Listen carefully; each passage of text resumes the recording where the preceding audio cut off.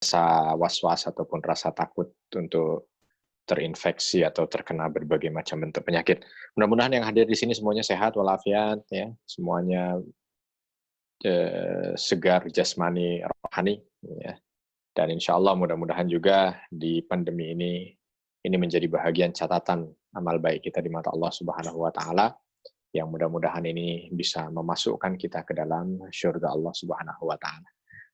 Sahabat yang dicintai Allah, saya diminta untuk seperti biasa, kalau kemarin kita sudah bahas sejarah di bulan Syawal. Bulan Ramadan sudah, bulan Syawal sudah, ya. Nah, sekarang kita masuk di bulan Dzulqa'dah, ya. Kalau bahasa Indonesia tulisannya Dzulqa'idah. Ini bulan Dzulqa'dah. Dzulqa'dah, ya. Kenapa disebut bulan Dzulqa'dah? Ini karena banyak orang Arab di masa itu qu'ud, ya, berdiam diri. Ya, berdiam diri, duduk saja gitu. Maka disebut Dzulqa'dah. Bulan di mana banyak orang itu duduk. Kenapa? Persiapan untuk Dzulhijjah. Sebentar lagi akan masuk di bulan haji. Ya, maka rata-rata mereka mempersiapkan diri untuk menyambut bulan haji. Maka disebut Dzulqa'dah. Nah, di bulan Dzulqa'dah ini ada beberapa peristiwa. Ya. Seperti yang lalu kita bicara tentang bulan Syawal, mungkin sahabat masih ingat apa saja kejadian yang terjadi di bulan Syawal. Ada peperangan Badar. Ya. Terus ada beberapa yang kemarin kita ceritakan kejadian di bulan Syawal. Nah, sekarang kita akan bercerita kejadian di bulan Dzulqa'dah. Ada beberapa, ya, nanti mungkin saya akan pilihkan, ya, berurutan dengan waktu. Yang pertama, pada bulan Dzulqa'dah tahun ke-5 Hijriah, itu terjadi peperangan antara kaum muslimin dengan Bani Quraidah. Siapa Bani Quraidah itu? Bani Quraidah itu adalah suku besar dari bangsa Yahudi yang ada di Madinah. Ya, ada Qainuqa, Quraidah, dan Nazir. Ya. Ini 3 suku Yahudi besar yang ada di Madinah kala itu.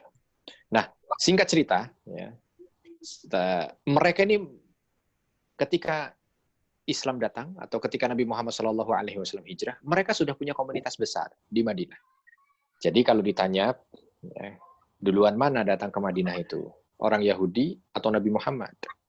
Maka secara fakta sejarah orang Yahudi duluan. Duluan orang Yahudi, sahabat.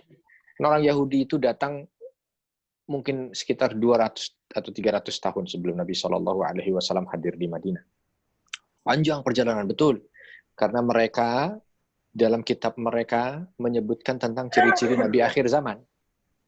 Ya, ciri-ciri Nabi akhir zaman. Dan mereka berkeinginan, gitu. Beberapa kelompok di antara mereka berkeinginan agar Nabi akhir zaman itu lahir dari rahim mereka. Sehingga dalam tanda kutip berkebangsaan Yahudi, gitu ya. Atau berdarah Yahudi, gitu. Maka mereka mencoba mencari, ya, tafsiran dari apa yang ada dalam kitab mereka, bagaimana ciri Nabi akhir zaman itu.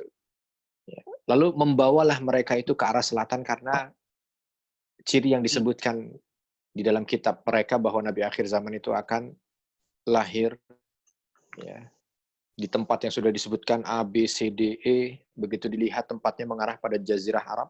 Jazirah Arab yang tempatnya itu di lembah, subur, banyak ditumbuhi kurma dan lain sebagainya. Akhirnya mereka mencoba mencari terus sampai perjalanan mereka itu di Khaybar. Ya, satu daerah yang kurang lebih sekitar 150 km di utara Madinah. Begitu sampai di Khaybar, ini suasana Khaybar sama Madinah itu mirip. Sahabat sekalian, kalau sahabat datang ke sana, ya. Tempatnya itu lembah, dikelilingi bukit, ya kan? Lalu subur tempatnya, jadi kalau kita naik ke atas bukit yang ada di Khaybar, di sana ada benteng peninggalan Yahudi juga itu, melihat ke bawah itu semuanya hijau bak karpet, karena banyaknya pohon kurma yang ada di sana. Ya. Nah, mereka datang sini, begitu sampai di sana, mereka merasa bahwa ini adalah tempatnya. Maka mereka tinggal dan berdiam di sana, bahkan sampai menguasai daerah itu. Tapi setengah dari orang Yahudi yang sudah sampai di Khaybar itu mengatakan bukan ini, karena masih ada tanda yang kurang. Tanda yang kurang, ada beberapa yang menyebutkan apa yang tanda yang kurang yang dimaksud oleh mereka. Ada 2 gunung hitam. Ya, di situ tidak ada pembatas 2 gunung hitam. Singkat cerita, sebagian berangkat menuju ke selatan lagi untuk mencari sampai di Madinah.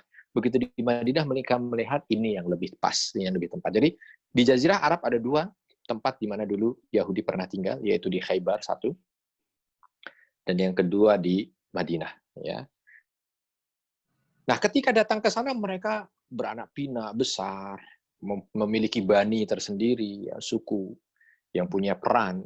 Kalau di Khaybar bahkan pemimpin menguasai kota Khaybar yang kala itu 90% Yahudi jadinya. Ya. Nah, sedangkan di Madinah tidak, masih ada yang kabilah-kabilah yang lain. Singkat cerita, nah ketika Nabi Muhammad SAW datang ke Madinah, maka hadir di sana itu entitas-entitas lain selain Muslim. Ada yang masih dalam kesyirikannya, pagan, ada yang Yahudi, ada yang Nasrani. Ya. Ketika Nabi SAW hadir di sana, maka dibentuklah Piagam Madinah. Perjanjian antara kaum muslimin dengan semua entitas yang ada di Madinah, yang lebih majemuk dibanding dengan Mekah. Kalau Mekah itu relatif hanya satu saja sahabat, pagan saja, menyembah berhala. Tidak ada yang lain, Yahudi tidak ada di Mekah. Ya. Nasrani ada tapi sedikit. Ya. Nah, ketika pindah ke Madinah, itu lebih majemuk lagi. Dengan berbagai macam orang yang sudah tinggal lama di Madinah. Ya. Nah, Nabi mengadakan Piagam Madinah. Piagam Madinah itu ditulis, salah satunya adalah perjanjian damai di antara kabilah yang ada, di antara keyakinan yang ada, di antara golongan yang ada. Selama mereka tinggal di Madinah, maka satu dengan yang lain harus saling membantu. Tidak boleh saling mengkhianati, tidak boleh saling membantu musuh untuk menyerang satu dengan yang lain. Nah, gitulah. Pokoknya perjanjian perdamaian, membentuk satu negara. Nah, tiba-tiba sahabat yang dicintai Allah, itu gelagat sudah mulai dari tahun 3 Hijriah. Yahudi mulai kasak kusuk. Ya, Yahudi sudah mulai kasak kusuk. Akhirnya Yahudi, yang kala itu memang dia sudah sakit hati gitu. Sakit hatinya disebabkan begini, karena begitu dia sudah berniat agar Nabi akhir zaman itu lahir dari rahim mereka, ternyata bukan. Itu udah kekecewaan tersendiri buat mereka. Oh, ternyata bukan Yahudi nih, orang Quraisy malahan gitu ya. Yang kedua, ketika Nabi itu datang ke sana, justru membuat mereka itu seolah terpojok gitu. Jadi makin seolah, aduh, saya yang selama ini memberikan ajaran begini-begini, tapi ternyata, wah, ada Nabi baru yang macam-macam lah gitu ya. Nah, singkat cerita, mereka sakit hati. Mulai dari tahun 3 Hijriah, kasak kusuk, ya, mencoba untuk memberikan api yang memprovokasi orang-orang Madinah agar tidak percaya pada Nabi Muhammad. Ya. Sehingga mencoba untuk mendatangkan beberapa rahib Yahudi, diminta untuk berdebat kepada Nabi Muhammad SAW. Tapi ternyata justru ada beberapa di antara mereka yang masuk ke dalam Islam. Ada seorang yang bernama Ka'ab al-Ahbar itu orang Yahudi itu. Sulit sekali untuk bisa, karena Yahudi punya disiplin ilmu yang jauh lebih tinggi ya dibanding dengan kepercayaan yang di luar Islam itu. Nah, jadi megang kitabnya itu kuat ya. Jadi, kalau berdebat memang bukan asli wahyu yang dari Allah disampaikan pada sang Nabi, maka pasti akan mental. Bertemu Nabi palsu pasti hancur. Tapi ada beberapa yang di saat begitu sulit untuk berdebat dengan mereka, Nabi Shallallahu Alaihi Wasallam dengan izin Allah mampu menjadi perantara Islam mereka dari rahib-rahib Yahudi. Ya. Makin lagi akhirnya sampai ya, singkat cerita di tahun 5 Hijriah di bulan Dzulqa'dah, mereka mengadakan makar. Perjanjian yang sudah dibikin, kesepakatan bersama semua entitas yang ada di Madinah agar menjaga persatuan, menjaga perdamaian, menjaga kerukunan, itu ternyata mereka rusak gitu. Mereka rusak dengan mengkhianati, dan yang ditusuk adalah Islam. Mereka mengkhianati Islam ya. Mungkin kemarin kita juga sudah ceritakan yang di perang yang kejadian di bulan Syawal, ada perang Khandaq. Ya, nah, di sini awal muasal akhirnya Bani Quraidah itu diusir oleh Nabi Shallallahu Alaihi Wasallam dari Madinah untuk selama-lamanya. Ya, nah karena mereka itu berkhianat gitu ya. Jadi berkhianatnya orang Yahudi ini memang udah dari nenek moyang mereka begitu modelnya. Orang mengatakan jangan bawa-bawa nenek moyang kepada cucunya, salah cucu terhadap neneknya. Tapi memang begitu adanya sekarang. Kalau kita lihat model mereka sama. Dulu ketika mereka datang di Madinah seolah begitu baik, ya. Lalu Nabi Muhammad datang juga seolah juga menerima dengan baik, tapi ternyata di balik itu musuh. Begitu juga kejadian ketika ada di Palestina. Ya, begitu tahun 1948 mereka masih mendompleng tentara British untuk bisa datang ke sana agar mendapatkan beberapa tempat hidup. Tapi lama-lama di tahun 67 justru mereka menikung dari belakang. Begitulah dia, budaya yang ada pada orang Yahudi. Nah, karena Nabi, secara singkat ya ceritanya, karena Nabi melihat ini gelagat tidak baik, pengkhianatan yang sudah dapat meracuni kerukunan yang ada di Madinah, maka Nabi angkat senjata untuk memerangi mereka. Dan mengusir semua orang Yahudi, karena dua suku sebelumnya sudah terusir. Dua suku sebelumnya itu sudah diminta oleh Nabi untuk keluar. Karena kesalahan di antara mereka juga. Kesalahan yang melecehkan seorang wanita muslimah, kesalahan yang mereka tidak menepati janji, kesalahan pengkhianatan. Akhirnya Bani Quraidah adalah suku terakhir yang diusir dari Madinah. Ya, dari Madinah mulai dari detik itu bebas dari orang Yahudi. Mereka lari kemana-mana. Termasuk salah satunya ke Khaybar. Dan ketika mereka ke Khaybar, Nabi Shallallahu Alaihi Wasallam melihat gelagat yang tidak baik dari Khaybar juga, yang katanya menyiapkan pasukan begitu besar untuk menyerang Madinah, maka Nabi Shallallahu Alaihi Wasallam pun menyerang Khaybar. Ya, menyerang Khaybar. Itu yang ada pada kejadian di bulan Dzulqa'dah, ya, kejadian di bulan Dzulqa'dah tahun 5 Hijriah. Ada sejarah mencatat Nabi Shallallahu Alaihi Wasallam mengusir orang yang mengkhianatinya, suku yang mengkhianatinya. Bukan Nabi Shallallahu Alaihi Wasallam tidak ingin menciptakan kerukunan. Diawali dengan piagam Madinah yang sudah dibuat oleh baginda Nabi, tapi ternyata dikhianati oleh mereka. Sehingga akhirnya Nabi Shallallahu Alaihi Wasallam harus mengambil keputusan. Agar apa? Agar orang-orang Yahudi yang ada di sana semuanya harus keluar dari Madinah karena mereka menjadi racun dalam tubuh negara Madinah kala itu. Yang kedua, sahabat yang dicintai Allah, ada peristiwa tentang setahun setelahnya, perjanjian Hudaybiyah.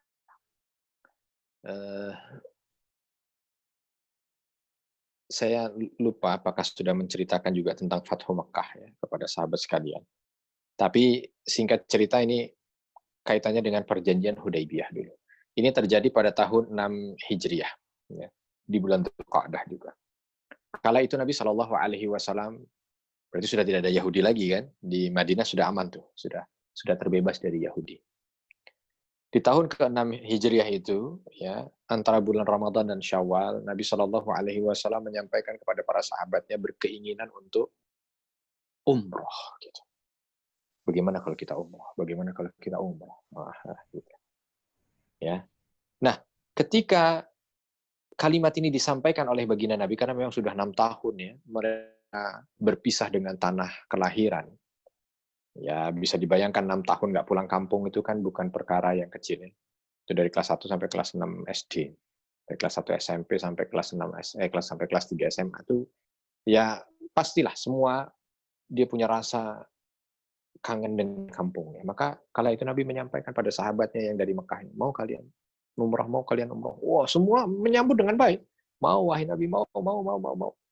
Jumlah lumayan besar. Akhirnya Nabi Shallallahu Alaihi Wasallam mempersiapkan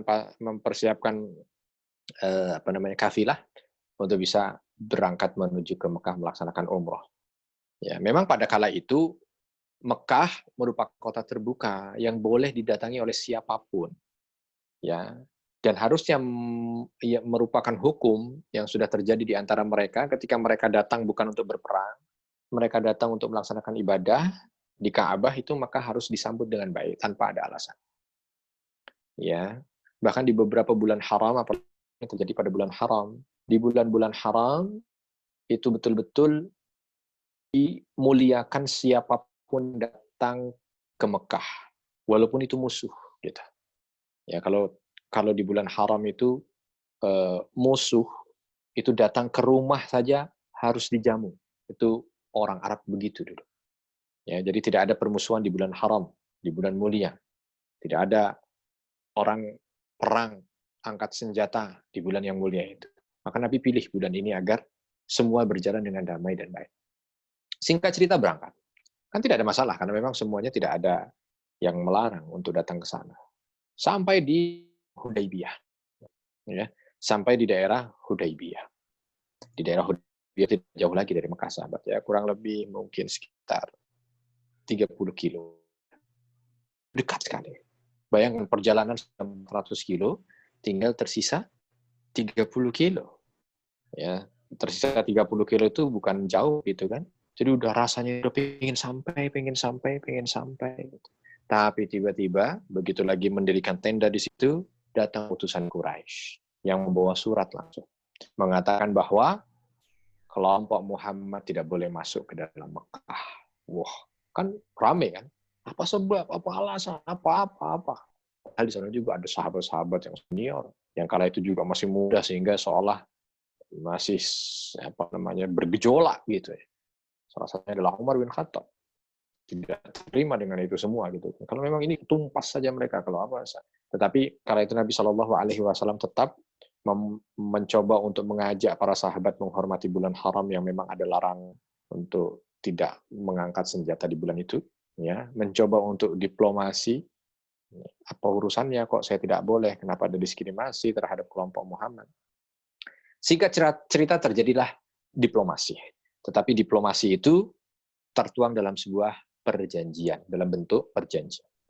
Lalu perjanjian itu ditulis oleh Quraisy, diminta untuk disetujui oleh Nabi Shallallahu Alaihi Wasallam. Di dalam perjanjian itu ada beberapa poin, ya, dan di 90 poin bahasanya, 90 poin yang ada dalam perjanjian itu yang seolah merugikan kaum muslimin.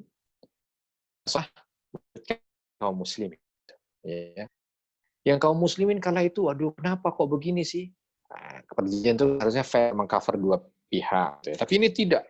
Mungkin hanya 10% saja yang memberikan keuntungan bagi kaum muslimin. Harusnya ditolak oleh Nabi Muhammad SAW.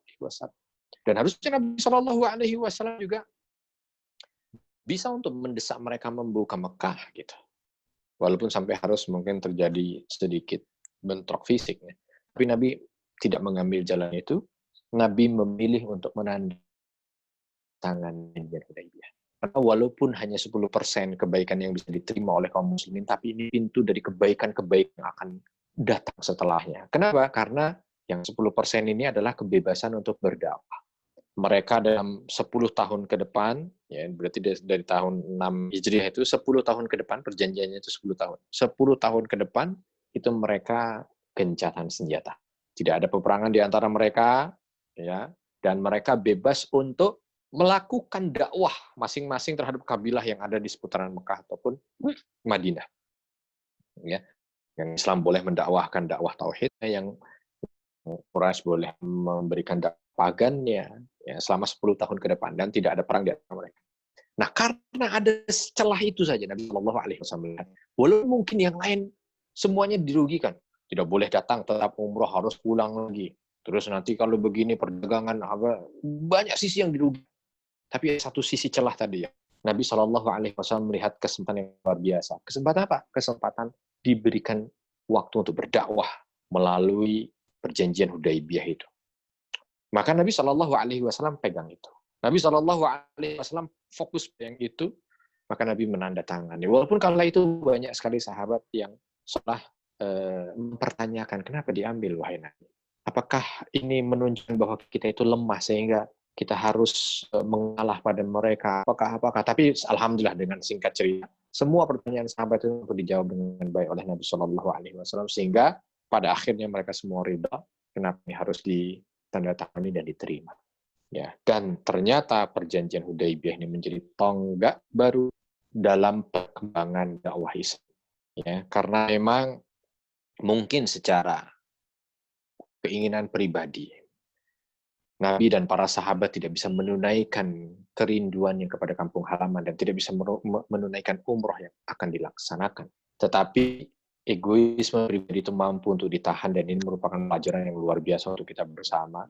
Ternyata Nabi Shallallahu Alaihi Wasallam tidak mengedepankan ego, tapi untuk mengedepankan kepentingan yang jauh lebih besar lagi. Kepentingan, oke lah, nggak apa-apa, saya sudah rugi. perjalanan panjang ini berapa yang harus saya keluarkan dari biaya. Saya tidak bisa datang ke sana, tidak ada apa, tidak ada masalah. Kita balik lagi, oke, nggak apa, kita balik lagi. Menanggung malu sepanjang jalan, mungkin orang banyak bicara, ternyata orang apa mereka tidak mengatakan Muslim gitu ya, orang-orang Islam di bawah pimpinan Muhammad ternyata kalah dengan orang Quraisy, dan ya itu banyak ya akan berhembus di antara mereka sehingga banyak menimbulkan kerugian. Tapi ketika dilihat maslahat dakwah itu jauh lebih besar, maka yang diambil oleh Nabi Shallallahu Alaihi Wasallam, dan terbukti ya setahun berikutnya itu banyak sekali kabilah yang ada di seputaran Mekah dan Madinah itu masuk ke dalam Islam dengan dikirim utusan dakwah. Dan di tahun ke-8 Hijriah ketika terjadi pengkhianatan dari sisi kafir Quraisy yang harusnya tidak ada peperangan di antara mereka, tapi ternyata ada satu utusan dakwah yang justru diperangi oleh salah satu kabilah yang merupakan sekutu Quraisy, dan Quraisy akhirnya membantu, yang akhirnya itu pengkhianatan tidak ditolerir oleh Nabi Muhammad SAW,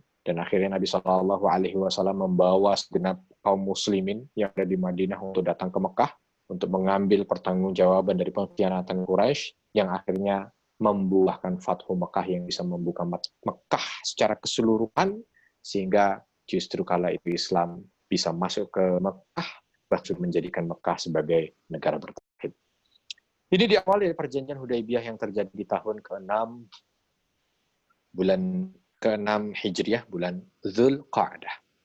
Di tahun ke-7 Hijriah, Nabi Shallallahu Alaihi Wasallam mengadakan umrah qadha di bulan Dzulqa'dah juga. Umrah qadha itu umrah yang tadinya tidak jadi dilaksanakan ya, tidak jadi dilaksanakan karena harus pulang, itu dilakukan setahun berikutnya, perjanjiannya begitu. Maka dilaksanakan di bulan Dzulqa'dah pada tahun 7 Hijriah. Itu masih belum ada masalah itu, karena pengkhianatannya belum terjadi pada Quraisy ya. Karena nanti pengkhianatan itu terjadi pada tahun 8 Hijriah. Pada tahun 8 Hijriah terjadi pengkhianatan pada Quraisy. Nah, tanggal 7 Nabi Shallallahu Alaihi Wasallam umrah. Berarti ini kalau dilihat umrah pertama Nabi Muhammad Shallallahu Alaihi Wasallam. Ya, umrah pertama Nabi Muhammad Shallallahu Alaihi Wasallam itu di tahun ke-7 Hijriah. Dan ini terjadi pada umrah qadha di bulan Dzulqa'dah ya, di bulan Dzulqa'dah. Kenapa? Karena ini merupakan pengganti atau badal di saat dulu Nabi Shallallahu Alaihi Wasallam tidak diperkenankan untuk bisa hadir melaksanakan umroh di bulan Dzulqa'dah. Ini Pak. Berikutnya nih, sebelum saya lanjutkan, saya dapat waktu sampai jam berapa ya? Saya lupa kemarin sampai jam berapa ini? Saya sampai jam 1 atau sampai jam setengah 2? Jam 1 atau setengah 2 saya? Setengah 2, Pak. Sama. Setengah 2, Pak. Oh, baik. Kita berarti lanjut, alhamdulillah, kalau masih ada waktu lagi. Tadi yang kedua adalah umrah qadha yang dilakukan oleh Nabi Shallallahu Alaihi Wasallam. Jadi di tahun ke-6 Hijriah, Nabi Shallallahu Alaihi Wasallam di bulan Dzulqa'dah tolak bersama dengan kaum muslimin untuk melaksanakan umrah, sehingga terjadi perjanjian Hudaybiyah. Lalu di tahun berikutnya, karena memang dalam perjanjian itu setahun berikutnya baru bisa melaksanakan umrah di bulan yang sama tentunya, di bulan Dzulqa'dah, maka Nabi melaksanakan umrah qadha. Ini 3 kejadian yang terjadi di bulan Dzulqa'dah. Yang pertama, bagaimana Nabi mengakhiri pengkhianatan orang-orang Yahudi yang ada di Madinah dengan mengusir mereka, sehingga menjadikan Madinah itu bersih dari Yahudi. Ya. Yang kedua, Nabi Shallallahu Alaihi Wasallam ketika ingin berangkat menuju ke Mekah untuk melaksanakan umrah ternyata terhadang di Hudaybiyah, dan itu terjadi juga di bulan Dzulqa'dah di tahun ke-6 Hijriah, yang akhirnya membuat Nabi Shallallahu Alaihi Wasallam dan para sahabatnya balik kembali, tetapi dengan satu hasil, yaitu perjanjian Hudaybiyah, yang di antara poinnya adalah memberikan kemudahan pada kaum muslimin untuk bisa melaksanakan aktivitas dakwah kepada siapapun tanpa ada halangan dan rintangan. Yang ketiga, tahun ke-7 Hijriahnya di bulan Dzulqa'dah juga, kaum muslimin alhamdulillah dengan izin Allah mampu untuk bisa melaksanakan umrah qadha, ya, umrah yang qadha, bayar hutang, niat yang di tahun sebelumnya ingin ditunaikan tapi ternyata tidak tidak bisa ditunaikan. Nah, tahun ke-10 Hijriah sekarang. Ke-8 ya terjadi pengkhianatan sehingga bisa Fathu Mekah. Tahun ke-9 Mekah sudah menjadi negara yang bertauhid, tidak ada lagi patung di dalamnya, ya mampu untuk diislamkan semua oleh Nabi Muhammad SAW, bahkan seputarannya termasuk daerah yang sekarang ini mencakup Taif ya dan beberapa daerah-daerah seputarannya juga yang memiliki ikatan erat dengan Quraisy ya, yang dulunya sama-sama menyembah patung-patung yang ada besar di antara Mekah dan beberapa daerah sekitarnya, tapi ternyata alhamdulillah dengan izin Allah setelah Fathu Mekah itu semuanya mereka masuk ke dalam Islam. Nah, di tahun ke-10 Hijriahnya Nabi Shallallahu Alaihi Wasallam melaksanakan aktivitas ibadah haji yang disebut juga dengan istilah haji wada atau haji perpisahan. Karena memang Nabi Shallallahu Alaihi Wasallam dalam hidupnya melaksanakan haji hanya sekali. Ya, hanya sekali di tahun ke-10 dari hijrah Nabi Shallallahu Alaihi Wasallam, tahun 10 Hijriah. Ya, di situ Nabi meletakkan pondasi-pondasi syariat. Ya, bagaimana haji ini dituntunkan, maka semua mengambil manasiknya di masa haji wadanya Nabi Muhammad Shallallahu Alaihi Wasallam. Kenapa itu terakhir? Karena tidak lama dari itu pulang ke Madinah Nabi sakit. Setelah itu beliau meninggal dunia. Nah, di tahun 10 Hijriah, mulai dari Dzul Qa'dah, Nabi Shallallahu Alaihi Wasallam dengan para sahabat sudah berangkat dari Madinah untuk melaksanakan aktivitas ibadah haji. Nah, seperti biasa, ini kalau tidak terjadi pandemi COVID-19, ya sudah ramai orang berangkat haji, ini sudah pertengahan. Ya, biasanya sudah dari awal Dzul Qa'dah itu sudah mulai keberangkatan kloter pertama itu sudah terjadi ya, pada terbang berangkat ya. Mungkin juga dari sahabat sekalian ada yang kali ini atau tahun ini yang harusnya mendapat jatah untuk bisa berangkat haji tapi dengan izin Allah tertunda. Mudah-mudahan ini juga berbuah kebaikan. Karena juga Nabi Muhammad SAW dulu juga tertunda untuk melaksanakan umroh, tapi ternyata ketika melaksanakan umroh berikutnya itu justru kebaikannya itu berlipat ganda. Ya, mudah-mudahan juga sahabat begitu. Nah, melihat dari sini sahabat yang dicintai Allah, kalau kita lihat Nabi Shallallahu Alaihi Wasallam menorehkan sejarah di bulan Dzul Qa'dah ini untuk melakukan persiapan pemberangkatan kaum muslimin yang ingin melaksanakan ibadah haji, wabil khusus mereka-mereka yang datang dari Madinah. Ya.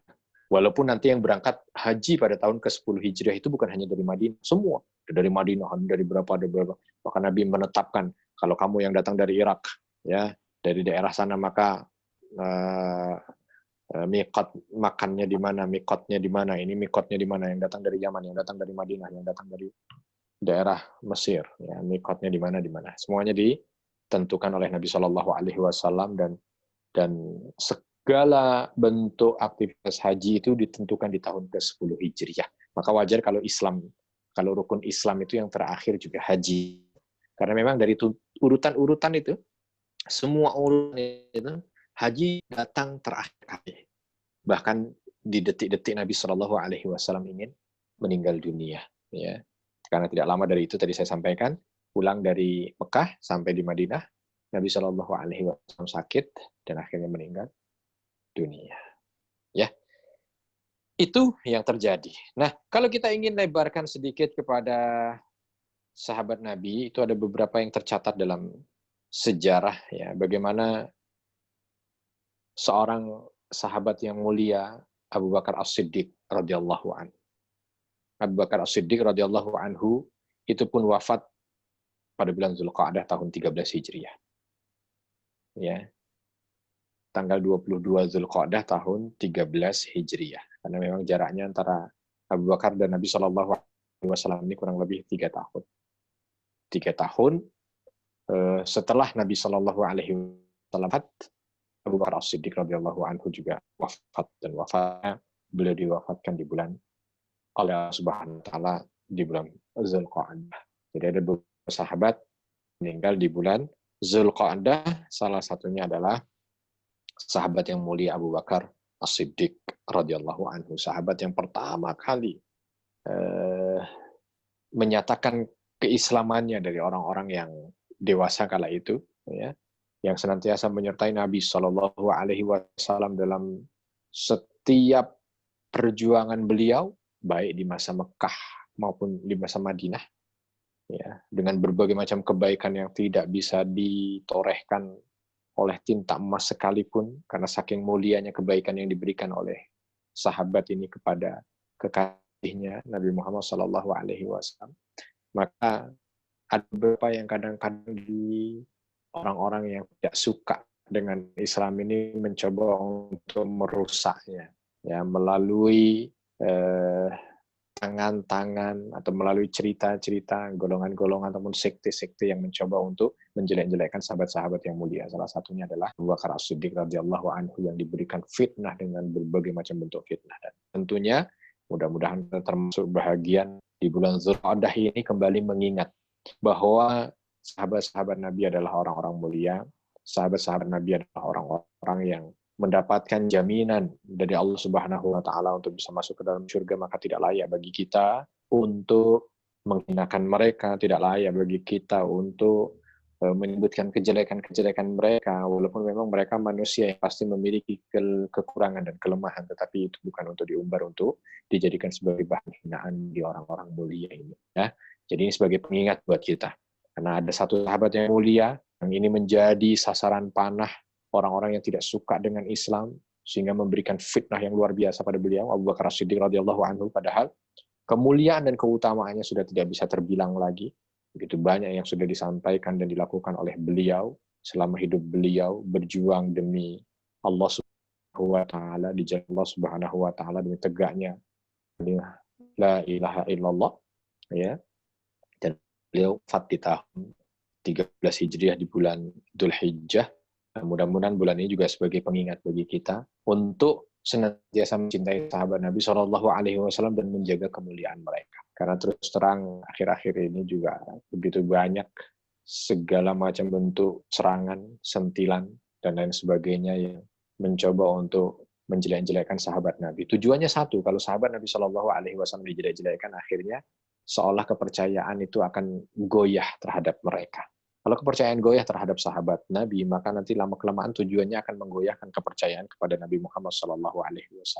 Kalau digoyahkan kepercayaan terhadap Nabi Muhammad SAW, maka akan goyah juga keyakinan kepada Allah Subhanahu Wa Taala, dan akhirnya akan membuat orang ini menjadi orang yang tidak beragama. Nah, ini yang harus kita waspadai bersama, arah-arah yang memang arahnya itu menuju arah-arah yang akan berakibat fatal dan buruk. Ya.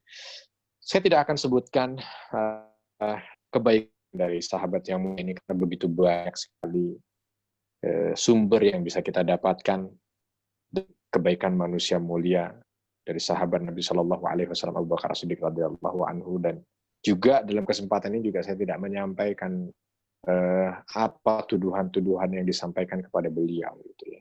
Banyak sekali ya, data juga yang bisa kita ambil, tapi intinya mudah-mudahan bulan Dzulqa'dah ini menjadi pengingat kita bersama kembali untuk tidak percaya pada aliran-aliran yang tidak bertanggung jawab, yang mengatakan bahwa Abu Bakar As-Siddiq ini adalah seorang pembunuh. Auzubillah min dzalik. Coba bayangkan, sahabat yang mulia itu kok mencoba untuk membunuh Nabi. Aduh, sangat tidak masuk di akal.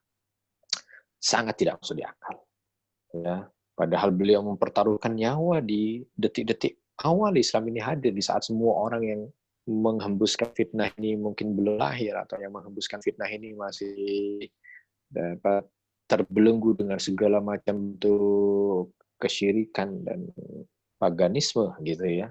Nah, ini Nabi Shallallahu Alaihi Wasallam sudah dibantu oleh sahabat yang mulia Abu Bakar As-Siddiq radhiyallahu anhu. Maka kalau ada yang mengatakan beliau adalah pembunuh Nabi, beliau adalah orang yang gila dengan jabatan sehingga menginginkan pada intinya adalah setelah Nabi Muhammad dia memiliki kemampuan untuk memimpin. Nah, itu adalah segala bentuk fitnah yang tidak perlu diklarifikasi, tapi minimal dari kita juga langsung sudah mengatakan tidak untuk segala fitnah yang diarahkan kepada para sahabat Nabi Shallallahu Alaihi Wasallam. Saya kira itu yang bisa saya sampaikan, sahabat yang dicintai Allah, dari kejadian yang ada di bulan Dzulqa'dah, ya. Nah, sekarang kita coba perkaya dengan pertanyaan. Mungkin kalau ada yang ingin bertanya dipersilahkan. Masih ada kurang lebih sekitar 10 menit ya untuk bertanya, dipersilakan 10-15 menit. Baik, silakan jamaah yang ingin bertanya. Masih ada kurang lebih 15 menitan lah, 15.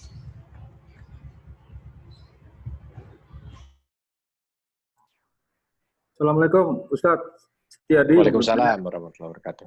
Ya, terkait dengan yang Bani Quraidah, itu maaf, saya belum begitu jelas itu pengkhianatan mereka itu apa ya? Baik. Terima kasih. Bapak siapa ini tadi? Setiadi. Ya, Bapak Setiadi. Ya. Jadi, kenapa Bani Quraidah ini diperang oleh Nabi Muhammad SAW? Jadi Bani Quraidah ini adalah salah satu, tadi saya sampaikan, suku Yahudi yang ada di Madinah, ya. Nah, kalau kita lihat dari beberapa sumber sejarah, kenapa ini kok diperangi? Tadi saya sudah di awal menyampaikan juga. Ketika Nabi SAW datang ke Madinah, itu di sana banyak entitas-entitas, ya, banyak suku, banyak agama, ya, banyak banyak macam-macam, ya, banyak profesi, beraneka warna lah, lebih berwarna dibandingkan dengan Mekah. Maka Nabi SAW yang kala itu datang sebagai pendatang, ya, tidak menginginkan ada konflik dari keberagaman yang ada. Maka Nabi menginisiasi untuk membuat piagam Madinah namanya. Lalu ketika piagam Madinah ini ditandatangani oleh semua, berjalan dengan baik, alhamdulillah, ya, sehingga kerukunan itu tetap ada dan hadir pada Madinah. Intinya di piagam itu membuat orang yang ada di Madinah itu harus menjadi seperti satu. Ya, walaupun mungkin kepercayaannya masih berbeda, ya, sukunya masih berbeda, ya, asal mereka masih berbeda, tapi menjadi satu. Kalau ada ancaman dan serangan dari luar, mereka bersatu untuk mempertahankan Madinah. Kalau ada yang perlu untuk dibantu, mereka saling membantu. Itu yang tertulislah di piagam Madinah, ya. Nah, ada beberapa suku, salah satunya Bani Quraidah ini yang dia mencoba untuk berkhianat, gitu. Ya. Tadi saya sampaikan sebab khianatan orang-orang Yahudi ini adalah karena mereka kecewa, ternyata Nabi akhir zaman itu tidak lahir dari rahim mereka, dan mereka merasa sakit juga karena ternyata Nabi akhir zaman itu datang ke tempat mereka tinggal dan ternyata justru menguasai mereka, memberikan aturan pada mereka, ya akhirnya iri dengki itu timbul. Ya, singkat cerita, mereka berkhianat untuk membuat onar, dan keonaran itu ditujukan kepada kaum muslimin. Maka Nabi SAW tidak bisa melihat pengkhianatan ini sebagai kebenaran. Lalu Nabi SAW memutuskan untuk memerangi mereka atas pengkhianatan mereka, dan akhirnya selama 25 hari kurang lebih peperangan itu terjadi, dipimpin oleh sahabat Ali bin Abi Thalib yang akhirnya mampu untuk bisa mengusir mereka secara total dari Madinah. Gitu. Wallahu a'lam bishawab. Baik, ada lagi yang ingin bertanya? Silakan.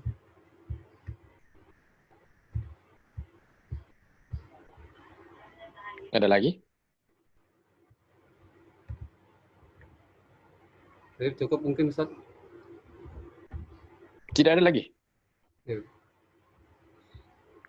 Kalau tidak ada, mungkin kita akhiri. Kalau Ustaz berikan doa untuk kita semua, untuk tetap istiqomah dan diberikan kesehatan. Tafadhol, Ustaz. Baik.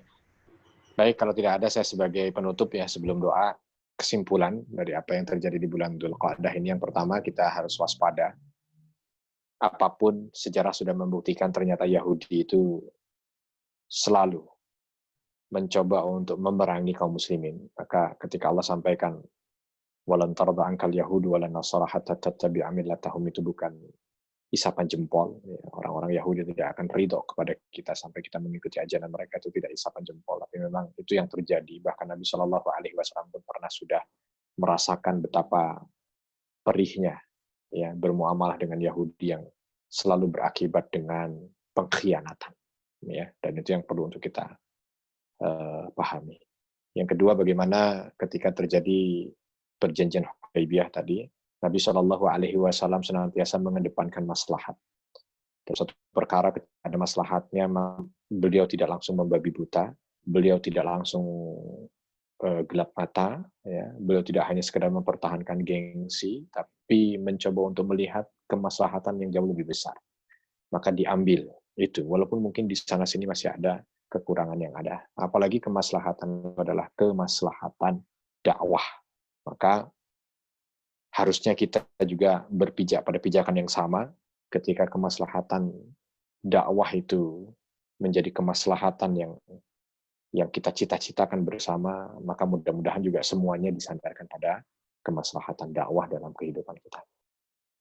Lalu bagaimana Nabi Shallallahu Alaihi Wasallam juga melaksanakan beberapa ibadah di bulan Zulqa'dah, maka mudah-mudahan bulan Zulqa'dah ini juga termasuk bahagian bulan yang kita tetap bersemangat, apalagi kita akan masuk di 10 pertama bulan Dzulhijjah.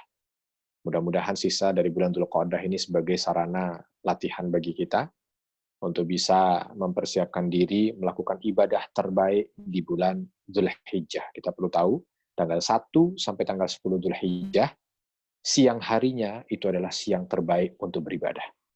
Jadi kalau malam hari itu ada di 10 terakhir bulan Ramadan, itu adalah malam terbaik untuk ibadah. Nah, di siang harinya itu ada pada bulan Zulqa'dah, tanggal 1 sampai dengan tanggal 10. Maka manfaatkan dengan baik. 10 hari awal bulan Zulqa'dah ini hiasi dengan ibadah dan amal soleh yang bisa kita kerjakan, baik baca Quran ataupun sedekah ataupun salat sunnah ataupun kajian ataupun silaturahim, bakti orang tua, apapun bentuknya lakukan seperti kita menghiasi 10 malam terakhir bulan Ramadan. Nah, yang terakhir, bagaimana Allah wafatkan sahabat yang mulia Abu Bakar As-Siddiq radhiyallahu anhu di bulan Dzulqa'dah, seolah menjadi pengingat bagi kita agar kita mampu untuk mengikuti jejak para sahabat yang mulia, untuk senantiasa mencurahkan cintanya kepada baginda Nabi Shallallahu Alaihi Wasallam, dan kita juga mudah-mudahan dimampukan oleh Allah untuk senantiasa menjaga kehormatan para sahabat Nabi dengan mendudukkan mereka pada posisi yang mulia sebagai orang terdekat dari Nabi Shallallahu Alaihi Wasallam, dan mudah-mudahan dengan itu kita bisa mendapatkan keberkahan dan kebaikan dari para sahabat Nabi.